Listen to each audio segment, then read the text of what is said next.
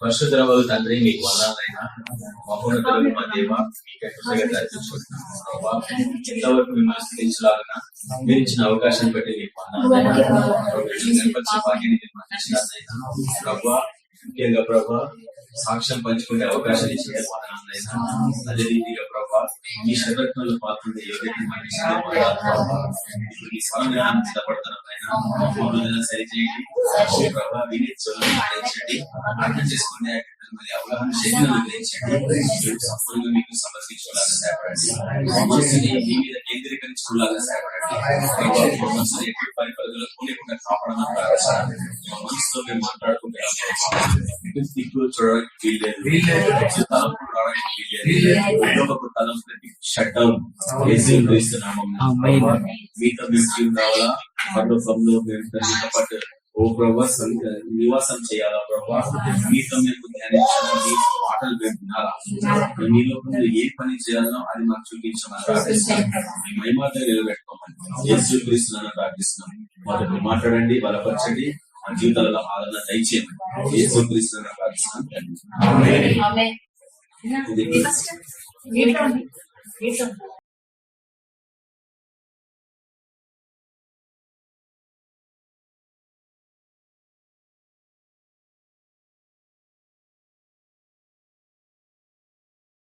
దేవుని వాక్యాన్ని మనం ధ్యానిస్తున్నాం.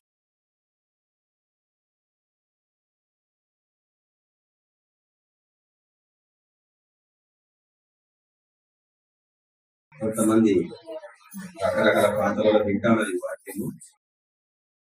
ప్రభు మీ జీవితాలలో ఎన్నో అద్భుతాలు చేస్తున్నాడు. కృతజ్ఞత భావంతో ఈ కుటుంబము ఇక్కడ ఈ కూటమి ఏర్పరచుకున్నారు. ప్రాబ్లం నేను ఎప్పుడు ప్రేయర్ తెలిసిన వాళ్ళు ఉండాలి. మార్తా మరియల గురించి ఎన్నిసార్లు హెచ్చరిస్తాను. మార్తలాగా ఉండద్దు, మాకు ఏం పెట్టద్దు, మన అవసరం మార్త పెట్టే మార్త.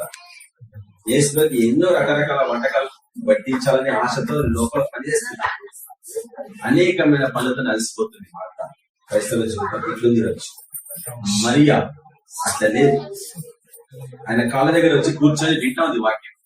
నేర్చుకోవాలా తపన, ఆశ. ఎందుకంటే జీవం ఉంది. ఈ వాక్యం నీలోకి వెళ్తే జీవం వస్తుంది. ఎటువంటి చీకటి శక్తులు ఉండలేవు నీ దగ్గర, నీ కుటుంబంలో, నీ జీవితంలో. కాబట్టి వాక్యం జీవన ప్రాధాన్యత ఇవ్వాలి. కాళ్ళ దగ్గర వచ్చి కూర్చొని వాక్యం వినాలా, వాక్యానికి ప్రాధాన్యత ఇవ్వాలా. ఎందుకంటే యేసు వాక్యం. కాబట్టి మరియా ఉత్తమమైన దాన్ని ఎన్నుకుంది తన జీవితంలో. ఏంటది? వాక్యం. ఆయన కాళ్ళ దగ్గర కూర్చొని వినాలా అన్న ఆశ. ఈరోజు చాలా ఉంటాయి వాక్యాలు, యూట్యూబ్ లో పెట్టుకుంటారు, అక్కడ పెట్టుకుంటారు. కన్వీనియంట్ గా. నిన్న ఒక బ్రదర్ ఫోన్ చేసాడు, సంపద బ్రదర్ వల్ల మోజెస్ అని. ఆయన తెల్లవారి పోయినట్టు తెల్లవారి వెళ్తే వచ్చేసిందట ఆశ. ఇప్పుడు ఏం చేసిన బయట ఒంటరిగా ఉన్న బ్రదర్ ఇంట్లో ఒంటరిగా ఏం చేస్తున్న బ్రదర్ సంపద చెప్పిండు. ఆ చెరువు కట్టలు తెగిపోయి నీళ్ళు వచ్చేస్తున్నాయంట. అందులోంచి మంచి చేపలు వచ్చాయంట. ఎవరో చేపలు పట్టుకొచ్చి ఇచ్చినటువంటి చేపలు. ఒంటరి ఉన్నాడు, 2 చేపలు. ఇంకేం కదా మనం మంచిగా వండుకొని తిను. అట్లుంది క్రైస్తవ జీవితాన్ని కదా. దేవుని వాక్యం సండే కూడా వాక్యం వినే స్థితిలో ఉంది క్రైస్తవ జీవితం. ఎంటర్టైన్మెంట్ పరిశుద్ధాత్మకి అవకాశం ఇస్తలేదు చర్చలు. చూడండి, అనేక పర్యాలు హెచ్చరిస్తున్నారు. త్రిత్వపు బోధనని మనం నమ్ముతాం. తండ్రి, కుమార, పరిశుద్ధాత్మ. ఏక దేవుడు, ఆయన ఒక్కడే దేవుడు. కానీ 3 ఆయన పాత్రలు, అవి 3 పాత్రలు. అవి అంటే 3 in 1 అంటాం కదా. ఆయన త్రిత్వంలోని మొదటి వ్యక్తి, 2వ వ్యక్తి, 3వ వ్యక్తి అంటారు. మొదటి వ్యక్తి తండ్రి, 2వ వ్యక్తి కుమారుడు, 3వ వ్యక్తి పరిశుద్ధాత్ముడు అని చెప్తాం కదా. ఆయన ఎందుకు మనం తండ్రి అని సంబోధిస్తాం చెప్పండి. ఆయన ఇశ్రాయేలుని తండ్రి లాగా చేయి పట్టుకొని నడిపించుడు ఐగుప్తు నుంచి. అందుకని తండ్రి అని సంబోధిస్తున్నాం. నేను పుట్టించేవాడు, నేడు నేను నేను కని ఉన్నాను అన్నాడు. కాబట్టి తండ్రి అని సంబోధించాలన్నాడు. శిష్యులు చదువుతున్నారు ప్రభుని ఎట్లా ప్రార్థించాలా. తండ్రి అని సంబోధించింది. ఫస్ట్ ప్రార్థనలో తండ్రితో సంబోధిస్తాం. ఆ తండ్రి కుమారుని రూపము ధరించి ఈ లోకంలోకి వచ్చిన యెషయా మనం చూస్తాం కదా, ముఖ్యంగా 9వ అధ్యాయం. ఎందుకంటే యేసు ప్రభు కుమారుడు లాగా ఈ లోకంలోకి రావడము, తన ప్రాణాన్ని మన కొరకు క్రయధనంగా అర్పించడం. కానీ నేను ఒక విషయం మీకు చూపించాలనుకుంటున్నాను. ఏంటంటే తండ్రి తన పని ముగించాడు, ఇస్రాయేలు నడిపించాడు, ఎన్నో సంవత్సరాలు 40 సంవత్సరాలు నడిపించాడు. దాని తర్వాత మలాకి గ్రంథం వరకు, అంటే దగ్గర 1500 years నడిపించాడు వాళ్ళని. తర్వాత మన ప్రభు రావడం చూస్తున్నాం. ఆయన చాలా తక్కువ కాలం ఈ లోకంలో ఉన్నాడు. ఆయన పని షార్ట్ టైం, చాలా తక్కువ కాలం ఆయన పని. ఏంటది? ఆయన 30 సంవత్సరాలు ఎక్కడున్నాడో ఎవరికి తెలియదు. కానీ 3 సంవత్సరాలే సేవ పరిచయం చేసి ఈ సమస్త సృష్టికి పాపం నుంచి విడుదల కల్పించింది, మనిషికి విడుదల కల్పించింది. జస్ట్ 3 years సేవ, 3 సంవత్సరాలు. తన పని ముగించుకున్నాక ఏం జరిగిందన్న విషయం మాట్లాడుతున్నారు. యేసు ప్రభు తన శిష్యులతో మాట్లాడుతున్నారు. ముఖ్యంగా చూడండి, మొదటి కొరింథీయులకు రాసిన పత్రిక 15వ అధ్యాయంలో ఒక వాక్యాన్ని నేను చూపించాలనుకుంటున్నాను.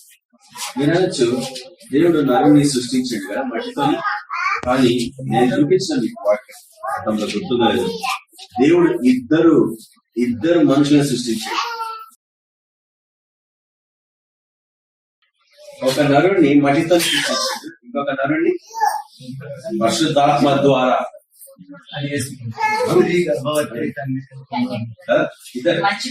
అయితే నేను గతంలో కూడా చూపించిన యోగ గ్రంథంలో ఇంకొక జీవి కూడా తన శ్వాసాలతో సృష్టించాడు, సర్పముని కూడా తన చేతులతో సృష్టించాడు. ఎందుకు సృష్టించాడు? నేను ఎప్పుడు ఆలోచిస్తున్నాను ప్రభావ, ఎందుకని మీకు ఒక చెప్తున్నది, మీరు వెతుక్కోండి జవాబు కదా.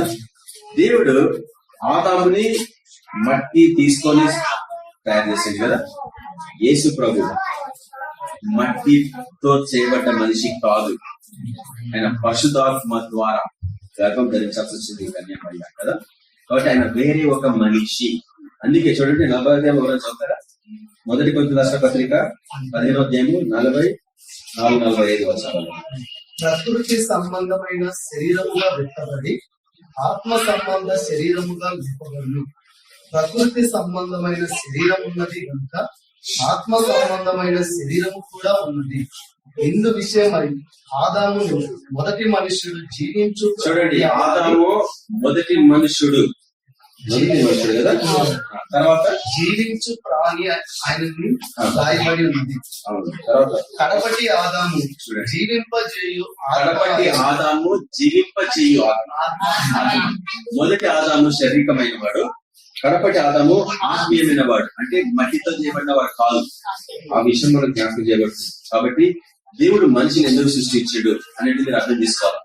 చాలా మందికి అర్థం కాదు ఇది. ఎందుకు సృష్టించాడు అంటే, దేవదూతలని ఆయన ఎందుకు సృష్టించాడు, మనిషిని ఎందుకు సృష్టించాడు, ఈ విషయం నీకు అర్థం కావాలా. అప్పుడు నువ్వు ఎందుకు ఈ లోకంలో జీవిస్తున్నావు అర్థం చేసుకుంటావు. లేకపోతే అందరిలాగానే పుడుతున్నారు, అందరిలాగానే చదువుకుంటున్నారు, ఉద్యోగాలు చేసుకుంటున్నారు, పెళ్లి చేసుకుంటారు, కుటుంబాలు స్థిరపరచుకుంటున్నారు, కాలాలు ముగించుకుంటున్నారు. అది కానే కాదు, అది అందరూ పాటిస్తారు. కానీ నీకు ఒక ప్రాధాన్యత ఇచ్చిండు. సమస్త సృష్టిలో మనిషికి బహుగా ప్రాముఖ్యత ఇచ్చిండు. ఎందుకు తెలుసా? నీతో సహవాసం చేయాలని, నీతో బస చేయాలని ఆశపడుతున్నాడు. కానీ మనిషి మొదటి నుంచి తృణీకరిస్తున్నాడు. ఆదాము అవ్వలు, చాలా మంది ఒక పాస్టర్ చెప్తుంటే నేను విన్నాను, అవ్వ పాపం చేయకుండా నేను అనేసి. నీకు తెలుసా బ్రదర్, మీరు ఒకటే దశలో ఆలోచిస్తుంటారు. అవ్వ పాపం చేస్తుంది, నేను చూపించాలన్నా మీకు ఫస్ట్ ఆదాం పాపం చేసింది.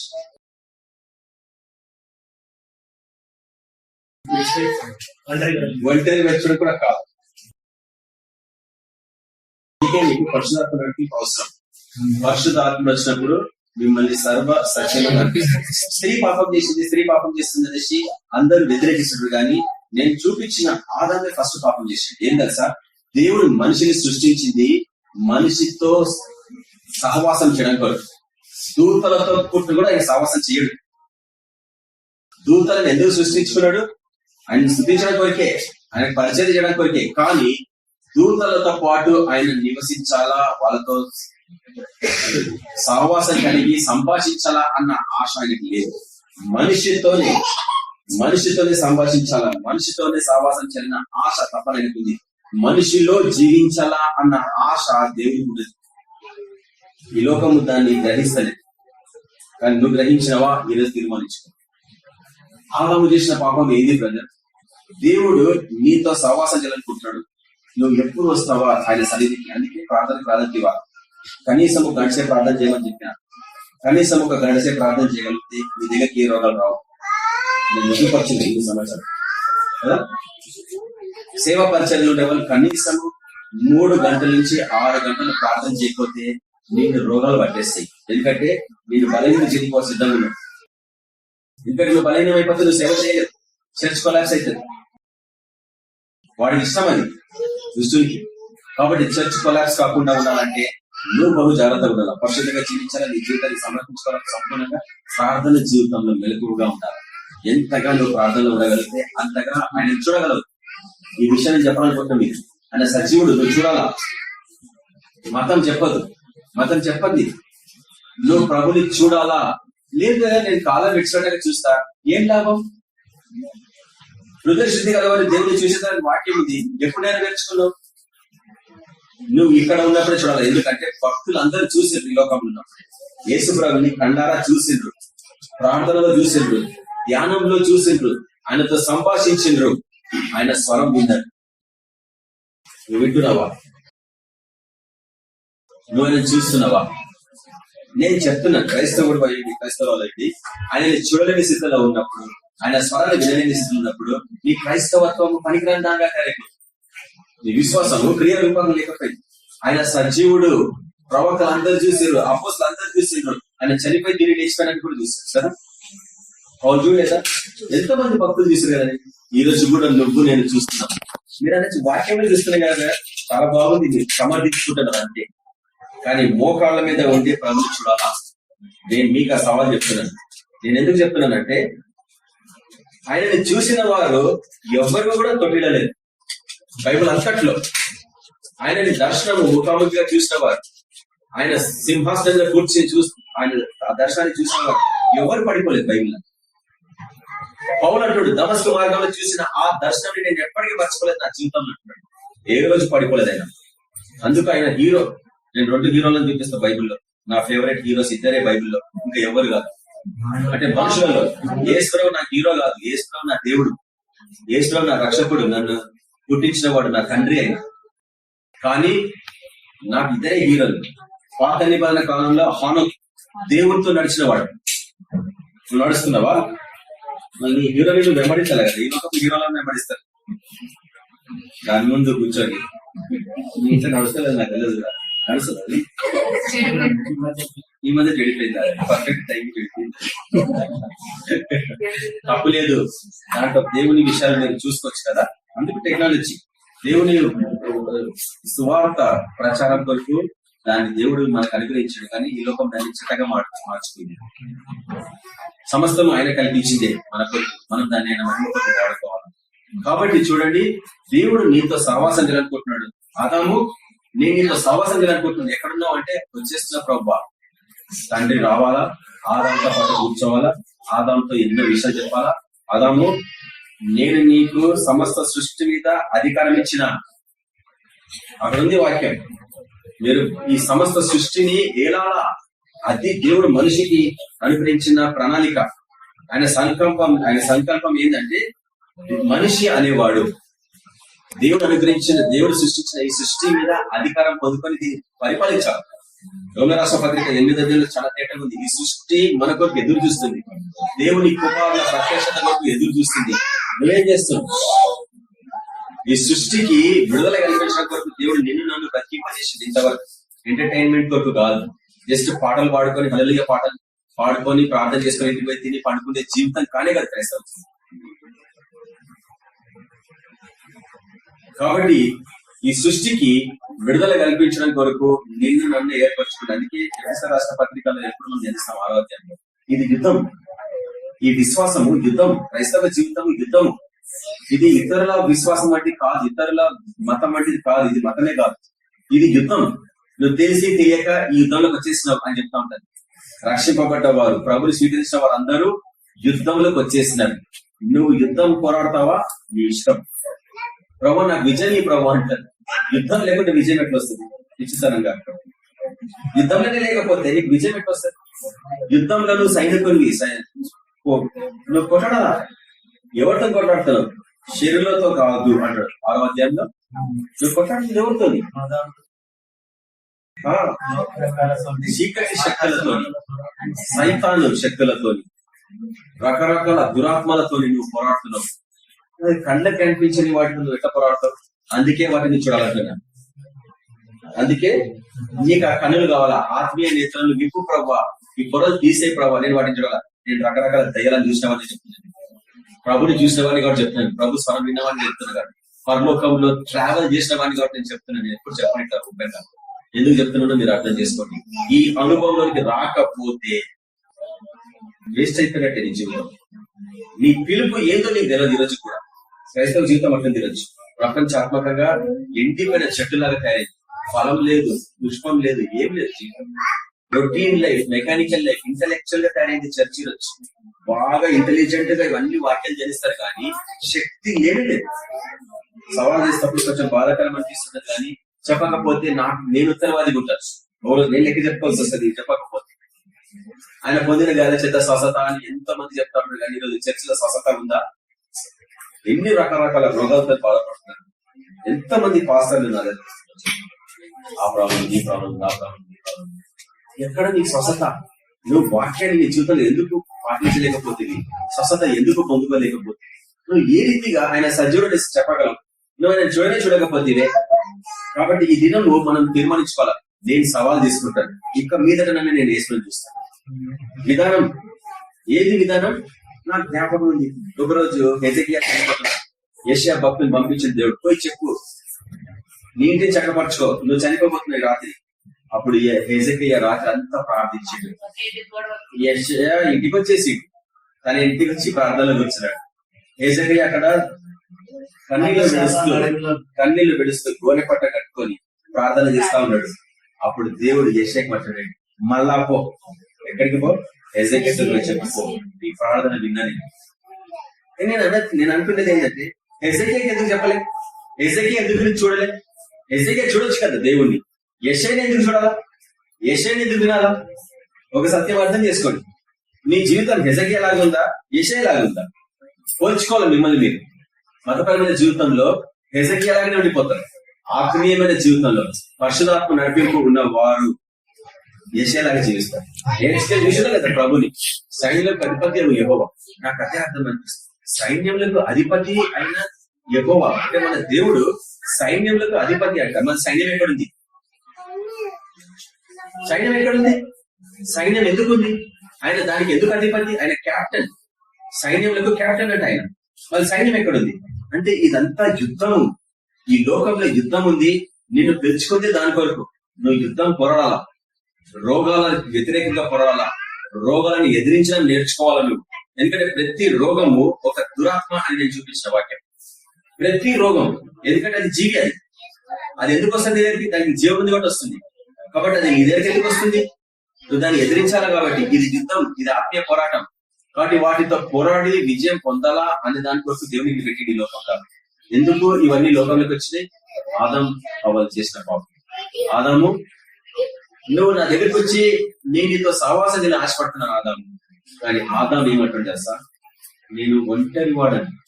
నువ్వు ఎందుకు ఒంటరి వాడవు? ప్రతి జీవికి ఒక జత ఉంది. ఒక గొర్రె వస్తుంది, ఆడది కూడా జత వస్తుంది. పులి వచ్చింది, దానికి ఒక జత ఉంది. వాటన్నిటికీ జతలు నేను ఒంటరి వాడను అని ఫలించాడు ఆయన. అక్కడ స్టార్ట్ అయింది పాపం. నువ్వు ఎప్పుడు ఒంటరి వాడవు, నీ ప్రభు నీతో పాటు సహవాసం చేయాలనుకుంటే ఆయన చేసిన ఫస్ట్ పాపం అది. దాని తర్వాత ఆయన ఒంటరి ఉంటే దేవుడు పరిచయం. వీడిని నేను సృష్టించి మీతో పాటు నేను సహవాసం చేయాలనుకుంటే వీడు ఒంటరి వాడు అంటున్నాడే, అంటే నన్ను ధృవీకరించండి, అంటే నేనంటే వాడికి ఇష్టం లేదే. మానవ బలహీనతలు చూపిస్తుంది దేవుడు. ఆదాము నేను ఒంటరి వాడని అనుకున్నాడు. నువ్వంటే వట్టా ఈరోజు నా ప్రభు నాకు చాలు.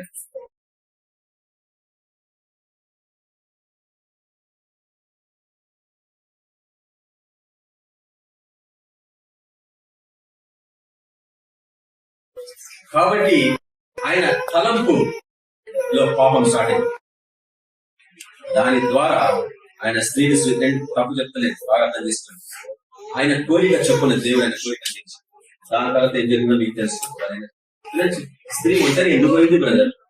ఆమె ఒంటరిగా ఉండకపోయింటే, సర్పము శోధించకపోయాడే, సైతాన్ని శోధించకపోయాడే అని అంటారు చాలా మంది మాస్టర్స్. కానీ ఏం చెప్తాను, ఆదాం అయ్యండి నువ్వెందుకు వద్దినావు నీ భార్య, నువ్వెందుకు వద్దేస్తావు నీ భార్య? నేను కూడా తప్పే కదా. మానవ హృదయము అది బాల్యం నుండే బహు ఘోరమైనది, అది చెడుతనంతో నిండింది బాల్యం నుండే. మన జీవితం అట్లా తయారైంది. కానీ ప్రభు అందుకే ఈ లోకం రావాల్సి వచ్చింది. నీ హృదయం బహు ఘోరమైన వ్యాధి కలిగింది, బహు మోసకరమైనది. దాని నుంచి ఎవడు విడుదల కల్పించగలడు? యేసు ప్రభు తప్ప ఎవరు నీకు వాటి నుంచి విడుదల కల్పిస్తారంటే, ఈ హృదయము శుద్ధీకరించబడితే రక్షింపబడ్డ వారైతే ఆయన ఈ హృదయకు వచ్చి నీతో నివసించాలనుకుంటారు. ఆయన మొదటి కోరిక, దేవుని మొదటి ఆశ ఏం తెలుసా? నీతో సహవాసం చేయాలని. దూతలతో పాటు కాదు, నీ హృదయంలో వచ్చి నీతో సహవాసం చేయాలి. ఎంత ఆధిక్యత మనిషికి ఇచ్చేది. మనిషి అంటే ఎంత ఇంపార్టెంట్ దేవుని దృష్టిలో, కానీ దాన్ని మనిషి అంగీకరించి బాగా అర్థం చేసుకోండి. ఒక వాక్యాన్ని మీకు చూపిస్తాను చూడండి.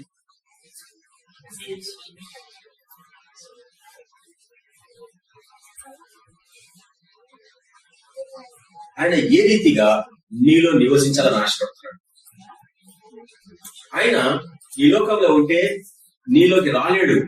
అందుకే ఆయన ఏమంటుండంటే, నేను ఇక్కడ నుంచి వెళ్ళిపోతేనే మీకు లాభం. ఇప్పుడు బాగా అర్థం చేసుకోండి. యేసు అంటున్న మాట ఏం తెలుసా? నేను ఇక్కడ నుంచి వెళ్ళిపోతేనే మీకు మేలు. ఏం లేదు, అబద్ధ చెప్తున్నా. నేను ఇక్కడ నుంచి పోతేనే మీకు మేలు. ఎందుకు? నేను ఇక్కడ ఉంటే వేరే ఒక ఆదరణకర్త మీ దగ్గరికి రాడు. నేను ఇక్కడ నుంచి పోతే వేరే ఒక ఆదరణకర్తని పంపిస్తా, అతను మీతో పాటు ఉంటాడు. అదే అసలైన వాక్యం నేను చెప్పాలని ఆశపడుతున్నాను. కానీ మనకి ఇంకా షార్ట్ టైం, ఇంకొక 10 మినిట్స్ ఓన్లీ ఇంట్రడక్షన్. దీన్ని 7 పార్ట్స్ మన తర్వాత చూస్తున్నాం. చాలా పాయింట్స్ ఉన్నాయి ఇందులో. వాక్యం మన గ్రూప్ లో ఎప్పుడు హెచ్చరిస్తూ ఉంటుంది, సిద్ధపడకుండా ఎప్పుడు రావద్దు వాక్యం, ఎప్పుడు రావద్దు. నాకు తెలుసు ఒక చర్చ్ గురించి.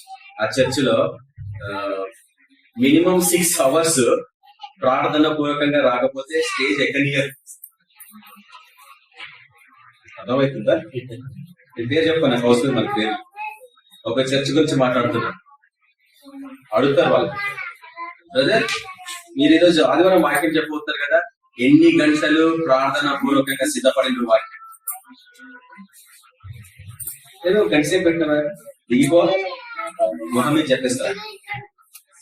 మినిమం 6 అవర్స్ ప్రార్థనా పూర్వకంగా వాక్యంలో సిద్ధపడకపోతే స్టేజ్ ఎక్కడియర్ ఆ చర్చిలో. మనం పాటిస్తాం అయ్యో ఇక్కడ నుంచి యోచిస్తే కలుగుతుంది, పాటిస్తాం. ఏం నాకేం చెప్పలేదు, మినిమం 6 అవర్స్ సిద్ధపడతాం వాక్యం. నేను ఉదయం నుంచి సిద్ధపడుతున్నా సార్, చెప్పాలి 5:20 నుంచి సిద్ధపడుతున్నాను ప్రిపేర్ అయినా. కానీ ఒక్క పాయింట్ నేను ఇంకా స్టార్ట్ చేసిన పాయింట్స్, నేను ఎన్నో పాయింట్స్ ఉన్నాయి ఇంకా. ఇది పోదు నాకు తెలిసింది, ఇది ఇంకా రిలీజ్ కాలేదు. కాబట్టి నేను చెప్పాల్సింది ఏంటంటే, దేవుడు నీతో పాటు నివసించాలనుకుంటున్నాడు, నీ హృదయంలో నివసించాలనుకుంటున్నాడు. కానీ నువ్వు అపవిత్రంగా అయిపోయినావు, పాపంలో పడిపోయినావు. కాబట్టి ప్రభు రక్షించబడ్డ నీవు ఆయనతో సహవాసం కలిగి ఉండాలంటే ఆయన ఇక్కడ ఉంటే నీకు మేలు కాదు.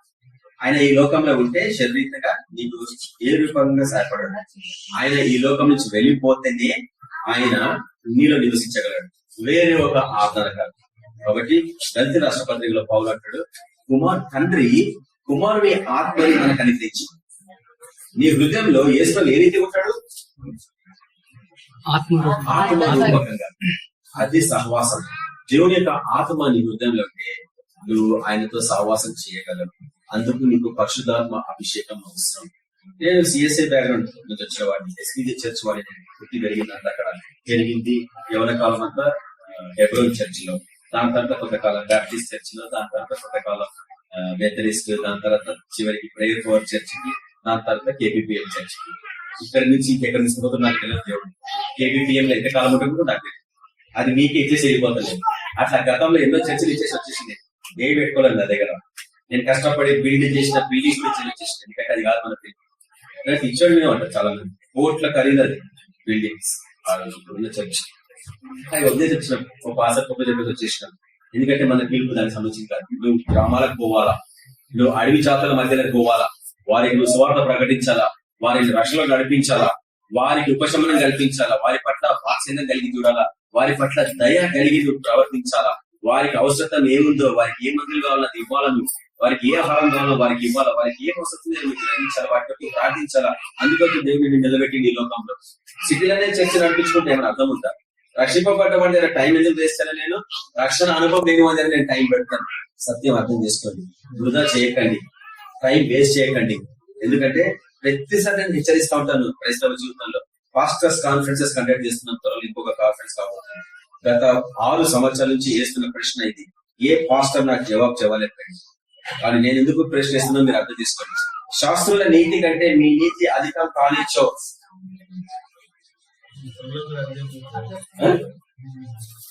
పరలోక రాజ్యంలో మీరు ప్రవేశించలేరు. శాస్త్రులను ఎవరు చెప్పండి? ఈ తలలో మొత్తం నింపుకున్న వాళ్ళు, బైబిల్ జ్ఞానము సమృద్ధిగా నింపుకున్న వాళ్ళు, వారి నీతి కంటే, అంటే ఇంకా స్టేడియం చెప్తారు, మొహమాటం లేదు నాకు.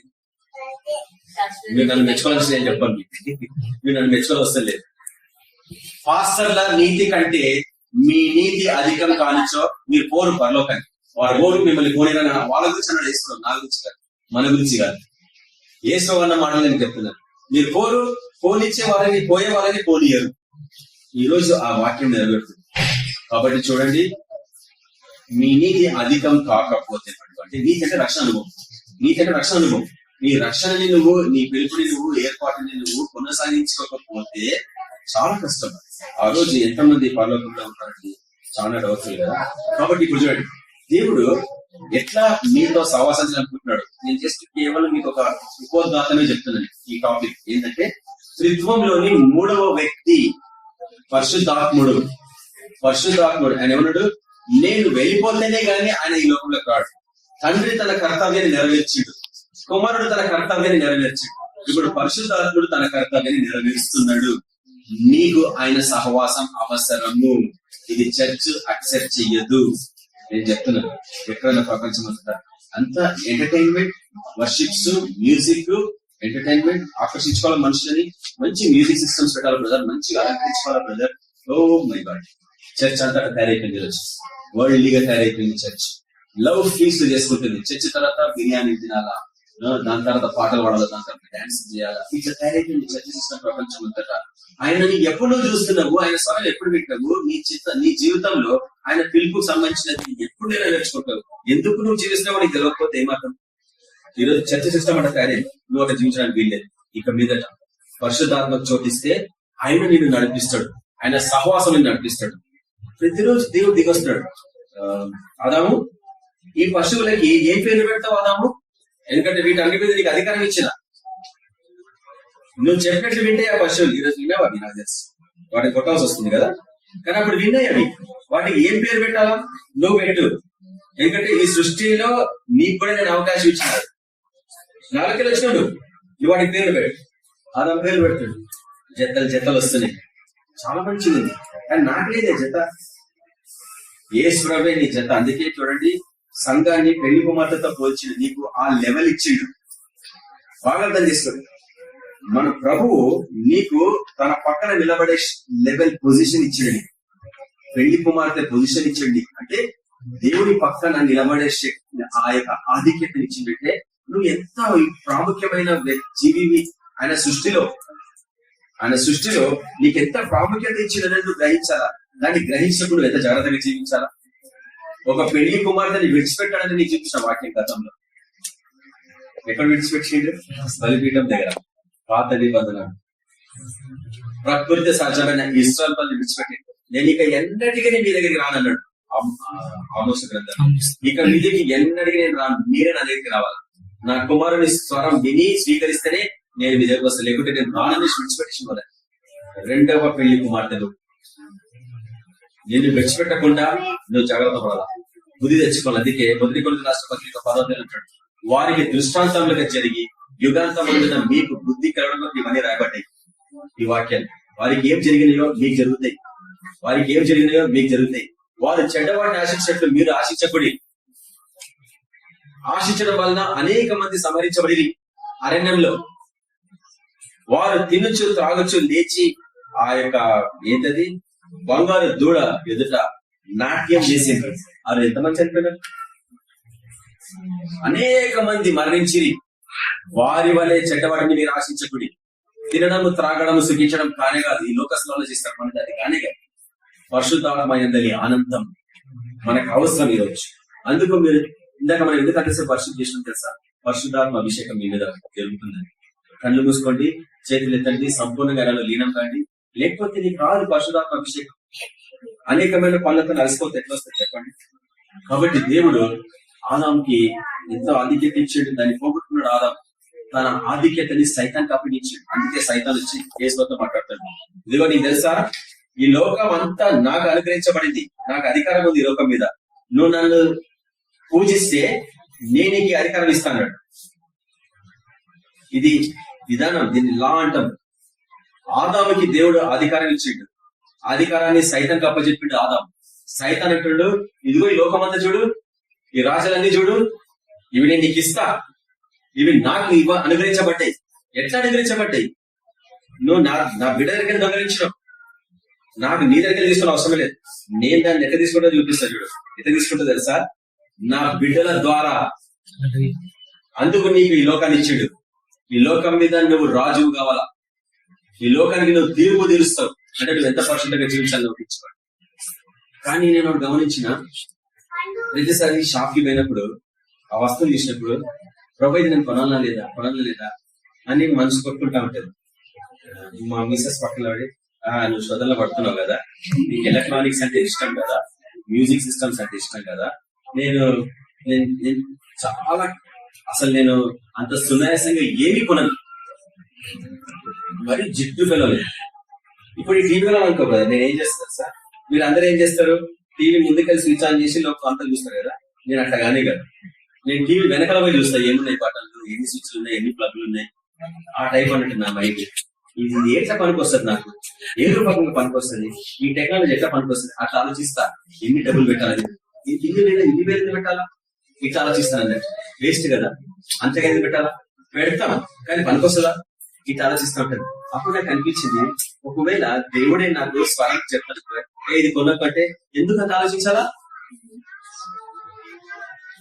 1 కిలో బియ్యం తీసుకోవాలా, ఇలా తీసుకుంటారు, ఈ చేత ఇట్లా అంటారు, ఈ మంచిగా ఉన్నాయంటే సంచేత మంచిగా ఉన్నట్ట, అంతే కదా. శాంపుల్ ఇది, ఈ దోశ ఇలా తీసుకుంటే శాంపుల్, ఈ శాంపుల్ మంచిగా ఉందంటే ఆ సంచిలో ఉన్నాయన్నీ మంచిగా ఉన్నట్టే కదా. ఒక 2 కిలోలు అని చెప్తారు, 10 కిలోలు అని చెప్తారు. ఎట్లా నీ మనుషులు ఉపయోగిస్తారు. అదే దేవుడు చెప్పినట్లే, ఆ బియ్యం తీసుకోక పైన మంచిగా ఉన్నాయి కింద మంచిగా లేవని చెప్పినప్పుడు అప్పుడు నీ పరిస్థితి ఏంటి? తీసుకుంటావా? తీసుకో. ఇదే నేను మీకు చెప్పాలనుకుంటున్నాను. అనేక పర్యాయాలు నేను అట్లా చేయకుంటే బాగుండినే, నేను అట్లా చేస్తే అట్లా చేయడం వల్ల కదా ఇట్లా జరిగింది, నాకు ఎవరన్నా చెప్తే ఎంత బాగుంటుండే అన్న తలంపు వచ్చిందా లేదా నీకు ఎప్పుడు నీ జీవితంలో? ఒక విషయం చెప్పాలనుకుంటున్నా, పెళ్లి అయినాక రావద్దు తలపు, ఎందుకన్నా చేసుకున్నాను రా అన్న తలపు రానియద్దు. నేను చెప్తే చాలా మంది వచ్చింది తలపని. ఆ ఫస్ట్ ఫోటోగ్రఫీ మంచిగా ఉండే, చేసుకున్నాక ఫోటోగ్రాఫర్ పనికిరావు. అప్పుడే నీకు దేవుడు చెప్పింటే, ఈ బిడ్డ ఈ వ్యక్తిని నీ కొరకు నేను పెట్టలేదని చెప్పింటే, విశ్వాసులకు అవిశ్వాసులతో పొత్తు కుదరదన్న వాక్యం ఉంది కదా, అది ఎందుకు జ్ఞాపకం రాలి నీకు? అవిశ్వాసం ఎందుకు పెళ్లి చేసుకుంటున్నావు? అవిశ్వాసంతో పెళ్లి చేసుకుంటే జీవితాంతం శ్రమ అనుభవించాలి కదా. లేట్ అయినా పర్లేదు, లేటెస్ట్ గా ప్రేయర్ చేసుకుంటా, పెళ్లి చేసుకుంటే బాగుంది కదా ఇంకొక విశ్వాసంతో. అట్లా చేసుకోక ఎంతమంది శ్రమలో పడలేదు. వద్దు అని చెప్తే కూడా చేసుకొని శ్రమలు అనుభవించిన వాళ్ళు ఉన్నారు మన మధ్యలో. ఏదైనా డివోర్స్ చేసుకోవడానికి వీల్లేదు మన గ్రూప్ లో. భరించు జీవితాంతం, ఎందుకంటే నువ్వు అవిధేయత చేసినావు, వద్దన్న దాన్ని చేసుకున్నావు. భరించు. మనం కొందరు భరించారు, కొందరు వదిలేశారు. ఈరోజు అడ్రస్ లేకుండా పోయారు, ఫోన్లు కూడా చేయరు. వద్దన్నందుకు తీసుకున్నందుకు ఎందుకంటే అవిశ్వాసితోని నీకు జత మ్యాచ్ కాదు. ఒకటి కండిషన్ చెప్తా ఎవరసలే, రక్షింపబడిన లేదా వ్యక్తి, నువ్వు వివాహం చేసుకుంటే వాడు స్త్రీ గాని పురుషుడు గాని రక్షణ అనుభవం ఉందా లేదా, పాపం పొందిందా లేదా, ముఖ్యంగా టెస్ట్ చెప్తున్నా, యాసిడ్ టెస్ట్, అగ్ని పరీక్ష. ప్రార్థన చేయి బాబు అనాలా. నువ్వు కాబోయే మామవైతే, నువ్వు కాబోయే అత్తవైతే, బాబు ప్రార్థన చేయి బాబు మా గురించి అని అడగాల. అక్కడ టెస్ట్ తెలుస్తుంది వీడు ప్రార్థన కూడా కాదా అని. డిసైడ్ చేసుకోండి. మొహం చూసి కాదు, బ్యాంక్ బ్యాలెన్స్ చూసి కాదు, వాడికి హైదరాబాద్ లో సొంత ఇల్లుందని కాదు, అవన్నీ వేస్ట్. ప్రభులో వస్తే సమస్తం ఇస్తాడు. హైదరాబాద్ ఒకటి కాదు 2 ఇల్లు ఇస్తాడు. ఏం చేసుకుంటే డబ్బుల్లో ఎంతో ఖర్చు అవుతుంది మెయింటైన్ చేయాలంటే. ఎందుకు చెప్పండి అంత వృధా? ఒక ఇల్లు చాలు, పండుకోనికి ఎంతో ఒక పెట్టి చాలు. మొత్తం ఇంత దేశం ఎందుకు? క్రైస్తవ జీవితం ఎంత తయారైతే చూడండి. అనిలను చూసి నేర్చుకుంది మనం. అట్లా కాదు. నాకు ఒకటే ఆలోచన, ప్రభా నాకు అప్పుడే నువ్వు నాకు చెవులో చెప్పింటే నేను ఈ డెసిషన్ తీసుకోకపోయేవాని కదా ప్రభా అని. ఇప్పుడు బాధపడితే ఏం లాభం? అంత జరిగిపోయినాక బాధపడితే ఏం లాభం? మీకు ఒక విషయం చెప్పాలనుకుంటా. దేవుడు ప్రతిసారి నీతోని మాట్లాడాలని ఆశపడుతున్నాడు. నువ్వే ఆయన దూరపరుస్తున్నావు. అర్థమవుతుందా? ఆయన నీతో మాట్లాడాలనుకుంటున్నాడు. బిడ్డ నువ్వు ఇట్లా చెయ్యి, నువ్వు అట్లా చెయ్యి, నువ్వు ఈ రీతిగా జీవించు, ఆ రీతిగా జీవించు అని మాట్లాడాలని ఆశపడుతున్నాడు. కానీ నువ్వు ఆయనకు అవకాశం ఇస్తలేవు. ఎందుకో తెలుసా? యేసుప్రభువా యేసుప్రభువా యేసుప్రభువా అని ప్రార్థన చేస్తున్నావు. ఆయన అన్నాడు, నేను వెళ్ళిపోయినా, నేను ఇక్కడ రాను, నేను ఇక్కడ ఉన్నాను. నేను నీకు వేరే ఒక ఆధారకర్తని ఇచ్చేసి వెళ్ళిపోయినా. ఆ యొక్క సిలువలో మీ శాపము, మీ పాపములు నేను భరించిన, మీ రోగములు, మీ వ్యసనములు, మీ చెడు తలంపులని నేను భరించిన. నేను మరణించి మరణం మీద విజయం పొందిన, పాపం మీద విజయం పొందిన, శాపం మీద విజయం పొందిన, రోగాల మీద విజయం పొందిన. ఇంకా నేను రోగగ్రస్తులాగా ఉన్నా. అక్కడ మనుషులు చూడని వాళ్ళగా నేను వేలాడుతున్న శిల మీద, అక్కడ ఉదయం 9 నుంచి సాయంత్రం 3 గంటల వరకు. ఇవన్నీ భరించిన మీ గురించి విజయం పొందిన, ఆ విజయం మీ చేతిలో పెట్టి వెళ్ళిపోయిన నేను. రోగరాష్ట్ర పత్రిక 8 అందుకే చాలా ప్రాముఖ్యమే. మీ చేతిలో ఆయన ఆ యొక్క పునరుద్ధాన శక్తిని పెట్టి పోయిండు. ఇంకేం ప్రార్థన చేస్తున్నారు? ప్రభా నాకు అది, నాకు ఇది. ఆయన అంటున్నాడు, నేను అన్ని ఇచ్చేసిపోయినా మీరు ఎందుకు ఇంకా ప్రార్థన చేస్తున్నారు? అన్ని పొందినామని ప్రార్థించమన్నాడు కదా, అన్నాడా లేదా? అన్ని పొందినామని ప్రార్థించమంటే గంటసే ప్రార్థిస్తారా? ప్రభు నాకు అది ఇదిగో. అన్ని పొందినామంటే అయిపోలే. కాబట్టి ప్రార్థన అనేది మర్చిపోయినారు. దాని అర్థం ప్రార్థన అంటే ప్రభుత్వ సహవాసం కలిగి జీవించడం. తర్వాత ప్రార్థన అంటే ప్రభుకి కూడా పర్మిషన్ ఇవ్వడం. అది కూడా తెలియదు.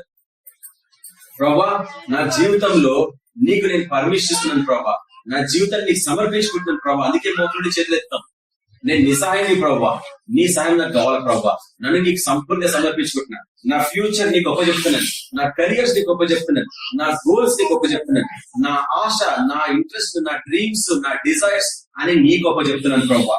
నువ్వు నడిపించు ప్రభా అనేదే ప్రార్థన. ఆయనకి పర్మిషన్ ఇస్తున్నావు. ఆయన పర్మిషన్ ఇవ్వకపోతే ఆయన తలుపు కొడుతున్నాడు. ఉన్నాడా లవదీయ సంఘకాలం తలుపు కొడుతున్నాడు. ఎవరు లోపల రాణిస్తున్నాడు? యేసుప్రభుని చివరి సంఘకాలంలో ఆయన తలుపు బయట కొడుతున్నాడు. ఎవరు చర్చిలో నీకు రాణిస్తున్నారు? లోపల ఏం చేస్తున్నారు మీరు? లోపల ఏం పాటలు పాడుతున్నారు మీరు? లోపల ఏం ప్రార్థన చేస్తున్నారు? ఆయన బయట నిలబడినది వాక్యం. కాబట్టి చూడండి, ఆయన నేను ఆహ్వానించకపోతే ఆయన నీ ఇంట్లోకి రాడు. ఆయన నీ హృదయంలో ఆహ్వానించకపోతే ఆయన నీ హృదయంలోకి రాడు. ఏదైనా తీర్మానించుకోండి. యేసుప్రభు నీ హృదయంలోకి రావాలా అంటే త్రిత్వంలోని 3వ వ్యక్తి పరిశుద్ధాత్మ రూపంగానే, ఇంకా వేరే మార్గమే లేదు. ఎవరు వ్యతిరేకంగా చెప్పలేదు. ఎందుకంటే థియాలజీ చదువుతుందా నాకు తెలుసు. ఎక్కడి నుంచి వస్తారో కూడా తెలుసు. ఏ డైరెక్షన్ నుంచి మాట్లాడుతున్నా పరిశుద్ధాత్ముని ద్వారా తప్ప యేసుప్రభు నీ హృదయంలోకి రాలేడు. నీకు అన్ని ఇచ్చేసిన, విజయం ఇచ్చేసిన, మరణం రింగి వేయబడింది, మరణం మీద నీకు అధికారం ఇచ్చిన, నీ చేతిలో పెట్టిపోయినా. నువ్వు చస్తావా బ్రతుకుతావా నీ ఇష్టం. నువ్వు తీర్మానించుకో. నీ ప్రార్థన జీవితం ద్వారా అన్ని పొందుకో. ప్రభా నీకే కృతజ్ఞతలు. అందుకే మనం కృతజ్ఞతలు అర్పించుకుంటున్నాం, సమర్పణ అర్పించుకుంటున్నాం, వందనాలు చెప్పుకుంటున్నాం. దేవుని ఆయన మహిమపరుస్తున్నాం, కొనియాడుతున్నాం, కనపరుస్తున్నాం. ఎక్కడ ఆయన హెచ్చింపబడతాడో అక్కడ అద్భుతాలు జరుగుతాయి. ఎక్కడ నిన్ను హెచ్చించుకుంటావో అన్ని పడిపోతాయి. నిన్ను హెచ్చుకుంటే ప్రభుత్వం ప్రాధాన్యత ఇవ్వలేదు. యేసుక్రీస్తు నామాన్ని హెచ్చించకపోతే నీకు స్వస్థత రాదు. అది ఎవరు చెప్పాలా నీకు? పరిశుద్ధాత్ముడు చెప్పాలా. అందుకు నీకు పరిశుద్ధాత్మ అవసరం. పరిశుద్ధాత్ముడు ఇస్తున్న తలంపు తండ్రిని ఎట్లా సంబోధించాలా. యుక్తంగా మీకు ప్రార్థన చేయడానికి రాదు అనడం లేదా? రోమపత్రిక 8:20 యుక్తంగా అంటే జ్ఞానం కలిగి ఆత్మలో సత్యంలో ఆయన్ని ఆరాధించడం మీకు రాదు. అందుకే మీకు పరిశుద్ధాత్మ అవసరం అంట. పరిశుద్ధాత్మ వచ్చినప్పుడు ఉచ్చరింప శక్యం కాని మూలుగులతో మన పక్షంగా అతను విజ్ఞాపన చేస్తామంట తండ్రి సన్నిధిలో. ఇది అర్థం చేసుకోవాలా. నిన్న నేను రవి గారు చెప్తున్నాను ఒక విషయం. మీకు ఒక సీక్రెట్ చెప్పాలనుకుంటున్నా బ్రదర్. అంటే మరి మన చర్చ్ మెంబర్స్ చెప్పవా? ఆయన అనుకోవాలి, ఆయన అడగాల కదా. ఆయన అడుగుతలేడు ఆయన. కానీ నాకు తెలుసు కదా మన చర్చ్ మెంబర్స్ హృదయం. ఎందుకు రవి బ్రదర్కి చెప్పాలి నా బ్రదర్? ఎందుకు అన్ని రవి బ్రదర్కి చెప్పాలి నా బ్రదర్? ఎందుకు రవి బ్రదర్కి అన్ని తెలవాలా? అందరికీ తెలవాలా. టైం, ఒక టైంలో ఎవరికి బయలుపరచబడాలో వాళ్ళు బయలుపరచబడతారు. నేను ఇది గ్రహించిన చిన్నప్పటి నుంచి. ఆ వాక్యం నా దగ్గరికి వస్తే నేను దాన్ని గట్టిగా పట్టుకుంటా. పోనీ అని నేను రాసేసుకుంటున్నా బైబిల్ ఎక్కడో వాక్యాలు ఎక్కడో. ఇది 3వ బైబిల్, ఇది 4వ బైబిల్, అది అన్ని రాసేసుకుంటా. ఎందుకంటే మన దొరకదు అవకాశం. ఆ వాక్యం మనకు కనిపించదు కన్నా. ఇది మతిమరుపు జీవి కదా మనిషి. మతిమరుపు జీవి. అన్ని మర్చిపోతాం. సంతోషం మర్చిపోతాం, దుఃఖం కూడా మర్చిపోతాం క్షణాలలో. అంత బాగా తయారు చేసిండు మనిషి. దుఃఖం అటెండ్ పెట్టిందో నువ్వు డిప్రెస్ అయిపోయి రోగంతో చచ్చిపోతావు. డిప్రెషన్ కూడా పారిపోవాల్సింది. డిప్రెషన్ ఒక దయ్యం అని చూపిస్తానండి. స్కిజోఫ్రీనియా, మెంటల్ ప్రాబ్లమ్స్ అన్ని దయ్యాలు. ఆటిజం ఒక దయ్యం. దాన్ని బంధించడం, గద్దించడం నేర్చుకోవాలి మీరు.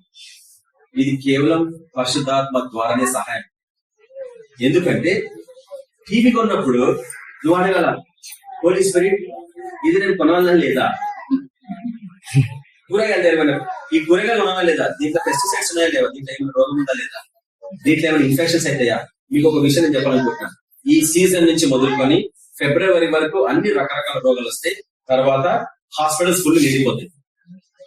మీకు తెలుసు అది, నేను చెప్పనవసరం లేదు. అదేం ప్రవచనం కాదు. ఫుల్ నిండిపోయినాయి. అయితే ఇందాక అంటున్నారు ఆల్రెడీ నిండిపోయినాయి హాస్పిటల్స్ అంటున్నారు. మీరు ఇక్కడ మాట్లాడుతున్నారు ఆల్రెడీ హాస్పిటల్స్ నిండిపోయినాయి. అందరు జలుబులు, దగ్గులు, జ్వరాలతో వచ్చేసారు. నేను మీకు చెప్పాలనుకుంటున్నా, ప్రభు ఇది ఎట్లా సాధ్యం? ఈ సీజన్ లో ఎందుకు వచ్చేస్తాయి? ఈ సీజన్ లో ఎందుకు రావాలా? ఎండాకాలం ఎందుకు రావద్దు? ఆయన మాట్లాడే దేవుడు పరిశుద్ధాత్ముడు నీతో ఎట్లా మాట్లాడతాడు అని చెప్తున్నాడు. ఏం చెప్తుంటారు సార్? ఈ సీజన్ లో హోటల్స్ అన్న ఫుడ్ తినకూడదు. స్టేల్ ఫుడ్ ఎప్పటిదో ఫ్రీజ్ చేసి పెడతారు. ఈ సీజన్ లో ఐస్ క్రీమ్స్ తినొద్దు. ఐస్ క్రీమ్ మీద ఫంగస్ ఏర్పడుతుంది. ఈ సీజన్ లో కండ్లకు కనిపించదు, తినేస్తారు. ఫంగస్ కడుపులోకి పోతుంది, రోగం వస్తుంది. ఇంకో సీక్రెట్ ఈ రోజు నేను చాలా చెప్తాను, అందరూ చెప్తాను నేను ఈ సత్యం. ఏం తెలుసా? మీరు ఎట్టి పరిస్థితుల్లో సిగ్గుకోవడానికి వీలేదు. ఛాలెంజ్ చేస్తున్నాను ప్రభు నామాన్ని బట్టి. యేసుక్రీస్తు నామమున ఎవరు సిగ్గుకోవడానికి వీలేదు. నేను మీకు చెప్పాలనుకుంటున్నా, జనవరి నుంచి ఈ నెల వరకు నాకు ఒక్క సిస్టర్ తప్ప ఎవరు ఫోన్ చేయలేదు. లేకుంటే ఎప్పుడు ఫోన్ చేస్తారు, నాకు ఆ రోగం ఉంది, ఈ రోగం ఉంది, ఆ సమస్య, ఈ సమస్య నుంచి. జనవరి నుంచి నేను చెప్తాను, ఈ నెలలో ఎవరు సిగ్గుకోవడానికి వీలేదు. యేసుక్రీస్తు నీకు ఆజ్ఞాపిస్తున్నా, మీ ఆత్మతో నేను మాట్లాడగలను. నాకు అధికారం ఇచ్చింది ఈ టైంలోనే ఇక్కడ నిలబడ్డా కాబట్టి ఎవరి శరీరాలలో ఏ వైరస్లు, ఏ బ్యాక్టీరియాలు పనిచేయడానికి వీల్లేదు. అవి ఎట్లయితే నేను చెప్తున్నాను, అర్థమవుతున్నాయా? అవి మృత్యులోకం నుంచి బయటకు వచ్చినాయి ఆదమవల పాపం కాలంలో. అంతవరకు హెల్ కూడా క్రియేట్ కాలేదు. బైబిల్ మీకు ఎక్కడ కనిపించదు. ఎప్పుడైతే వాళ్ళు పాపం చేసిండ్రో మొత్తం తారుమారేది సృష్టి అంతా. గొర్రెపిల్ల, సింహము కలిసి గడ్డి వేసేది. సింహం గడ్డి వేసేది. అడుంది వాక్యం. మరి ఎందుకని ఇప్పుడు చంపది? నువ్వు చేసిన తప్పు వలన. బ్రదర్, ఆదమవలు తప్పు చేస్తే అవి ఎందుకంటే తరైనవి బ్రదర్? అవి నీ ఆధీనంలో ఉన్నాయి. నువ్వు చేసిన పాపం వాటికి అంటినాయి. నీ ఆధీనంలో ఏమున్నాయో అన్నిటికీ సంక్రమిస్తుంది పాపం పరిణామం. అందుకు ఈ సృష్టి మొత్తం తారుమారైపోయింది, out of gear. This is the fallen state. ఈ సృష్టి పడిపోయిన సృష్టి. దాన్ని విమర్శించడం కొరికే ప్రభు లోకాలకు వచ్చింది. కేవలం నిన్ను నన్ను రక్షించడం కొరికే కాదు, ఈ సృష్టిని మొత్తాన్ని రెస్టోరేట్ వచ్చింది. ఆయన మరణము అంత గొప్పది, అంత ప్రాముఖ్యమైనది ఆయన జీవం, ఆయన మరణం. కాబట్టి నేను ముగిస్తున్న వాక్యాన్ని, పరిశుద్ధాత్ముడు లేకుండా నువ్వు ఎట్టి పరిస్థితుల్లో ఆయన స్వరం వినలేవు. నువ్వు ఇతను ఏం మాట్లాడాలి ప్రభా, ఆయన చెప్పాలని. లేకపోతే ఇంటలెక్చువల్ ఉంటుంది వాక్యం, లేకుంటే ఎంటర్టైన్మెంట్ లాగా ఉంటుంది, మిమ్మల్ని నవ్వించేలాగా ఉంటుంది. నేను నవ్వించదని కాదు, ఇది నవ్వించడం కానే కాదు ఈ వాక్యం. అర్థమవుతుందా? భయంకరమైన స్థితిలో లోకము ఎంతమంది మీరు గ్రహిస్తున్నారు? ఆయన రాకడానికి సంబంధించిన సూచనలన్నీ నెరవేరుతున్నాయి. జనమీతి జనం లేస్తలేదా? యుద్ధ సమస్యలు వింటలేదా? రకరకాల రోగాలు లేవా? కరువు లేదా? ప్రపంచాత్మకంగా ఎంతమంది తెలుసు కరువు బాధితులు ఎక్కువగా మరణించింది ఈ దేశం అని? చాలా మంది ఆఫ్రికా అంటారు, కానే కదా ఈ దేశం. స్టాటిస్టిక్స్ తెలియదు కాబట్టి, నంబర్స్ తెలియదు కాబట్టి ఎక్కువగా మరణిస్తుంది ఈ దేశంలో. ఎందుకంటే ఎక్కువ పాపులేషన్ ఉంది కాబట్టి తెలుస్తలేదు మనకు తెలుస్తలేదు. కానీ బాగా అర్థం చేసుకోండి, ఒక భయంకరమైన కాలంలో మనం ఉంటున్నాం. ఇంకా నేను అవన్నీ మీకు చూపించదలుచుకోలేదు, మీరే ఊహించుకోండి. దినములు చెడ్డవి, మీకు తెలుసు జగన్ రాష్ట్ర పత్రికలో దినములు చెడ్డవి. మీ బిడ్డల్ని మీరు జాగ్రత్తగా పెంచుకోవడం నేర్చుకోవాలి. ఒక కన్యసించండి, ఎందుకంటే ఈ గ్రూప్ లో ఉన్న వాళ్ళు గొప్ప దైవజనులు రాబోతున్నారు. విశేషమైన అద్భుతాలు జరుగుతాయి. హీలింగ్స్ ఎవరు ఊహించలేదు హీలింగ్ జరగబోతున్నాయి. ఆ ఎప్పుడో రిలీజ్ చేసింది మనకి దేవుడు. కాబట్టి ఈ వాక్యం మీరు స్వీకరించకపోవచ్చు, మీ పిల్లలు స్వీకరిస్తారు నాకు తెలుసు. స్వీకరించే వారికి ఈ వాక్యం అని చూపిస్తున్నాడు. నేనే ఆ పిల్లోని అయితే నేను స్వీకరిస్తే వాక్యం ఈరోజు పసిపిల్లలకే కదా ఆయన బయలుపరిచింది. అన్నింటి వాళ్ళకి బయలుపరచడు, జ్ఞానులకు కాదు. నువ్వు ఎంత చదువుకుంటే ఏం లాభం? నీవు అర్థం చేసుకునే స్థితిలో ఉన్నావు. నీ ఆత్మీయ స్థితిని ఈరోజు సరి చేసుకో. పరిశుద్ధాత్మతో కనిపెట్టండి. నేను ఎందుకో ఈ చెప్పాలనుకుంటున్నాను, 92 వరకు నాకు ఆశ ఉంటే పరిశుద్ధాత్మ పొందుకోవాలని. చాలా మంది చెప్తున్నారు, కానీ మా చర్చస్ మీకు చెప్పారు. ఎట్లా పొందుకోవాలో కూడా చెప్పారు, ఎట్లా వస్తున్న పరిశుద్ధాత్మ కూడా చెప్పాడు. ఇది రియల్ గా జరిగేది. పరిశుద్ధాత్ముడు మీ వీధికి వచ్చినప్పుడు మీరు శక్తి నొందుతున్నది వాక్యం. ఎప్పుడు వచ్చింది నా దగ్గరికి శక్తి? నన్ను చూస్తే సైతాన్ శక్తులు గజగజ వనకాల, నా దగ్గర లేదే శక్తి. సైతం చూస్తే ఒకప్పుడు భయపడేవాడిని, ఎవరన్నా దయ్యం పట్టడం అని చూస్తే భయపడేవాడిని. ఇప్పుడు నాకు ఆ భయం లేదు. అది ఎటువంటి దయ్యం అనే కావచ్చు, జీవి దయ్యం కావచ్చు. ఓడి చెట్లు పంపిస్తారు దయ్యాలు, ఓ డేంజరస్ దయ్యాలు. దాంతో కూడా కొట్లాడగలుగుతున్నాను నేను, దాన్ని బంధించగలుగుతున్నాను, ఎదిరించగలుగుతున్నాను. ఎక్కడికి వచ్చింది చెప్పండి? పరిశుద్ధాత్ముడు వచ్చినప్పుడే నీకు శక్తి. లేకపోతే నువ్వు ఎంతగా ప్రార్థన చేసుకుంటాను, ఉపాసం ఉంటూ ఏమి జరగదు. ఎంతగా ప్రార్థన చేసినా మనుషులు చనిపోతున్నారు బ్రదర్ చర్చిలో. ఎంతగా ప్రార్థన చేసినా రోగంతో అట్లనే బాధపడుతున్నారు బ్రదర్ చర్చిలో. ఎందుకు బ్రదర్? శక్తి లేదు బ్రదర్, అగ్ని లేదు బ్రదర్ చర్చిలో. అగ్ని లేదు, అగ్ని ఆరిపోయింది చర్చిలో. అందుకే కొట్లాటలు ఎక్కడ చూసినా ధన వ్యామోహం చర్చ్ సిస్టమ్స్ లో, ఎక్కడ చూసినా పాలిటిక్స్ అయిపోయినాయి చర్చ్ సిస్టమ్స్ లో. ఎల్డర్స్ కొట్లాడుకుంటున్నారు, రక్తాలు విద్దుకుంటున్నారు. ఎక్కడుంది ఐక్యత? ఒకప్పుడు ఐక్యతను ప్రకటించిన చర్చలు కొట్టుకోలేదు రక్తాలు. లాయర్లకి లక్షల డబ్బులు ఇచ్చేస్తారు. నీ కానుక బైబిల్లో నేను ఈసారి చూపించిన వాక్యం, నీ కానుక 4 భాగాలుగా విభజింపడాలట. ఒక భాగము యాజకులకు పోవాలా, ఒక భాగము అనాథలకు పోవాలా, ఒక భాగము విధవరాలకు పోవాలా, మరి ఒక భాగము పరదేశులకు పోవాలా. అంటే ఈ సిటీకి వస్తే విషయం బయట నుంచి పాపం వాడికి వచ్చినాక ఇక్కడ ఏం దొరుకుతారు, వాడికి తిని ఉండదు, పంటని స్థలం ఉండదు.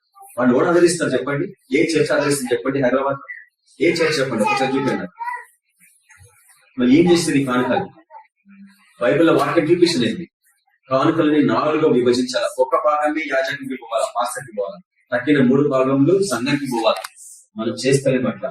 ఎట్లా నీకు శక్తి వస్తుంది చెప్పండి? ఎక్కడికి వస్తుంది నీకు శక్తి? ఎందుకు నీ రోగాలు నేను విడిచిపెట్టుకోలేకపోతున్నాయి? ఆయన ఆర్గ్యకి విరుద్ధంగా జీవించడం వల్ల అవి రోగాలు నీతో పాటు ఉండిపోతుంది. ఏదైనా కళ్ళు మూసుకోండి, కొంచెం మీరు ధ్యానించండి. ప్రభా, నేను ఎందుకు నీ స్వరం వినలేకపోతున్నాను? నేను ఎందుకు నిన్ను చూడలేకపోతున్నాను? నేను ఎందుకు పనిలో ప్రయాణం చేయలేకపోతున్నాను? హృదయ శుద్ధి గల వారు ధన్యులు అంటారు కదా ప్రభా. నేనేం పాపం చేస్తున్నాను, అయినా కానీ ఎందుకు నేను చూడలేకపోతున్నాను? నేను ఎంతగా ప్రార్థన చేసినా నా రోగాలు ఎందుకు నేను విడిచిపెట్టలేదు? నేను ఎంతగా ప్రార్థన చేసినా ఎందుకు ఈ హార్ట్ ప్రాబ్లమ్స్, ఎందుకు ఈ డయాబెటీస్, ఎందుకు ఈ క్యాన్సర్, ఎందుకు కిడ్నీ ఫెయిల్యూర్లు ప్రభా? నేను ఎంతగా ప్రార్థన చేసినా నాకు ఎందుకు ఈ డిప్రెషన్? నేను ఎంతగా ప్రార్థన చేసి నా కెరియర్స్ ఎందుకు సక్సెస్ఫుల్ గా లేవు? నా ఉద్యోగాలలో ఎందుకు నేను ఉన్నత స్థితికి లేలేదు? నేను ఎందుకు సరిగ్గా చదువుకోలేకపోయినా? ఆర్థికంగా ఎందుకు నేను అభివృద్ధి పొందలేకపోయినా? ప్రభా, నాకు విశ్వాసం ఉంది, కానీ నా ఆర్థిక స్థితి నన్ను నా విశ్వాసాన్ని పడగొడుతుంది ప్రభా. నాకు విశ్వాసం ఉంది, కానీ నాకు చదువు లేకపోవడం వల్ల నా విశ్వాసం సన్నగిలుతుంది ప్రభా. నాకు విశ్వాసం ఉంది, కానీ నా జీవితంలో నాకు ఏ పేరు కలుగుతలేవు ప్రభా. నా విశ్వాసం సన్నగిస్తుంది ప్రభు. పరిశుద్ధాత్మ దేవ నాకు సాయం అనేది ఎట్లా ప్రభుత్వంతో సహవాసం కలిగి జీవించాలి. నాకు మార్గం చూపించు. నాలోనికి రామని ఆహ్వానిస్తున్నది నన్ను అభిషేకించింది, నన్ను ప్రభుత్వంగా నడిపించు. ప్రభుత్వం సంభాషించాలా ఆయన నేను చూడాలి కన్నారా. వ్యవసాయ రాష్ట్ర పత్రిక 2వ అధ్యాయంలో 6వ వచనంలో మీరు చూపిస్తారు. రక్షింపబడిన వారందరికీ పరలోక రాజ్యంలో ఆయనతో పాటు కూర్చొని సంభాషించే భాగ్యం ఇచ్చారు. ఆయనతో సంభాషించి ఈ లోకంలో తిరిగి వచ్చి మళ్ళా ఆయన చెప్పిన పనులనే చేయాల. నాకు అనుగ్రహించు ఆ యొక్క అవకాశం. అది మమ్మల్ని అందరినీ మీ యొక్క పరిశుద్ధాత్మ చేత అభిషేకించిన నేనే పంపిస్తాను. మీరు అన్నారు ప్రభా. బాప్తిజం ఇచ్చి యోహాను చెప్తాడు, నేను మీకు నీళ్ళలో బాప్తిజం ఇచ్చింది, కానీ నా వెంట వచ్చి వాడు నాకంటే శక్తి ఉన్నాడు. ఆయన మీకు ఆత్మతోను అగ్నితోను బాప్తిజం ఇచ్చినట్టు ప్రభా. ప్రభా మాకు ఆ అభిషేకం ఈ ప్రభా ఆత్మ అభిషేకం అనుగ్రహించినది. ఎంత సుఖంలో ఉన్నాం ప్రభా. ఈరోజు మా పరిస్థితులు, మా కుటుంబాలు సరిగా లేవు ప్రభా. మా పిల్లల భవిష్యత్తు సరిగా లేవు ప్రభా. వారి ఉద్యోగాలు లేవు ప్రభా. వారి పెళ్లిళ్ళు డీల్ అయిపోయింది ప్రభా. వారి సంతానం డీల్ అయిపోయింది ప్రభా. పరిశుద్ధాత్మ దేవ నడిపించి మమ్మల్ని ఎక్కడ తల్లిదండ్రులు చూపించు. ఎక్కడ మమ్మల్ని మేము సమర్థించుకుంటామో మాకు చూపించు. మా పిల్లలు ఎట్లా మేము పొందుకోవాలో ప్రభా. మీలో వాళ్ళు మా చేయి జారిపోతున్నారు ప్రభా. వాళ్ళు ఎట్లా మీ దగ్గర లాక్కోవడం వాళ్ళ జ్ఞానం అనుగ్రహించండి. మానవ తలంపులు ఉపయోగించి నిష్ఫలమైన బహు బాధకరంగా ఉంది ప్రభా. భరించాలని బాధ వేదన మమ్మల్ని వెంటాడుతుంది ప్రభా. పరిశుద్ధాత్మ దేవ మా నడిపించిన మాకు ఆదరణ దయచేయండి. ఆదరణ వాక్యం మా హృదయ ఆదరణ దయచేయమని ప్రార్థిస్తున్నాను. ప్రతి ఒక్కరికి మీ ఆదరణ దయచేయండి. ప్రతి ఒక్కరిని అభిషేకించండి ప్రభా. ప్రతి ఒక్కరికి మీ యొక్క ఆత్మ వరాలు అనుగ్రహించండి. ప్రతి ఒక్కరి జీవితంలో ఆత్మ ఫలం కనిపించాలి. అటువంటి భాగ్యాన్ని ఈ యొక్క ఆదరణ అంతటి ఆధిపత్యం వయసు మీకు ఎంత బంధం వాళ్ళందరినీ ముట్టండి. ప్రతి చీకటి శక్తులను గర్దిస్తారు. విడిచిపెట్టి వెళ్ళిపోవాలని ఎవరిలో ప్రతి అనారోగ్యాన్ని ప్రతి హెల్త్ ప్రాబ్లం కనిపిస్తారు. Depart from there bodies in the mighty name of Jesus Christ. స్వస్థపరచండి. ప్రతి చోట మీకు ఒక సాక్షులు పెట్టుకోమని ప్రార్థిస్తున్నాం. మేము మాట పడద్దు, సిగ్గులు పడద్దు ప్రభా, భయపడద్దు ప్రభా. మీ నామాన్ని ధైర్యంగా ప్రకటిస్తాం. మేము ఇంకా బతికినాం ప్రభా. కాబట్టి నేను మీ అందే మాకు మేలు ప్రభా. బతికినా చచ్చిన మీ అందే మాకు మేలు ప్రభా. ధైర్యంగా ముందు పోలాగా మీరందరినీ సిద్ధపరచుకోమని. మీరు ఆత్మతో వయసు మీకు ఎంత ఈ కుటుంబాన్ని మరో ఉన్నత స్థితికి లేవనండి. ఆత్మీయ జీవితంలో ప్రకృతి పనులు కూడా ఆశ్రయించండి. శ్రీగారా ప్రతి విషయంలో మీరు అభివృద్ధి పొందిన దేవుడి చిత్తమని వాటికి ప్రతి డైమెన్షన్స్ లో వీరిని అభివృద్ధి పరిచి వచ్చిన వారందరినీ అభివృద్ధి పరిచి సిద్ధపరచుకోవచ్చు. యేసు క్రీస్తు పరిశుద్ధ నామమున ప్రార్థించుచున్నాం తండ్రి.